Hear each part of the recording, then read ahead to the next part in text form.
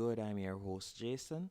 In this video, I will be showing you how to make moving text in Canva.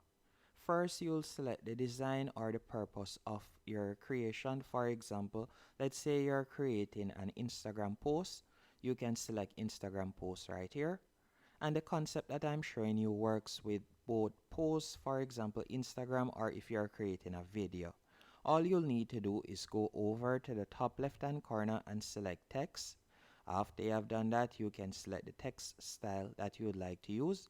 Once you have done that, all you'll need to do is select the entire text box. Then you're going to tap on animate in the top right hand corner right here. After you have selected animate, these are the different options you have.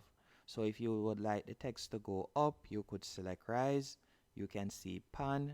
You can use fade, pop, wipe. Any one of these options, as you can see right here, you can use for the text to move. You can also use the most popular one, which is the typewriter right here. Or if you would like it to shift, you can use that right there.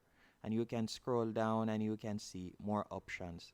And if you don't see an option that you would like to use, what you can do is you can select create an animation in the top left hand corner. Then from there, you can select how you would like the text to move.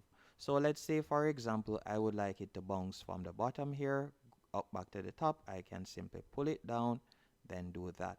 So you can see it right there. Then you can choose to smooth it out. So you can see it there. Then I'm going to make it steady. So you can see it there. After you have done that, you can also choose whether you like it to rotate also, or if you like it to flicker also. You can see you have different options. So I'm going to select the wiggle option right here. Then you will tap on done, and that's it. So now if I were to play it, you can see how it looks. Hope you found this tutorial helpful and informative. If you did, be sure to hit the like button and subscribe.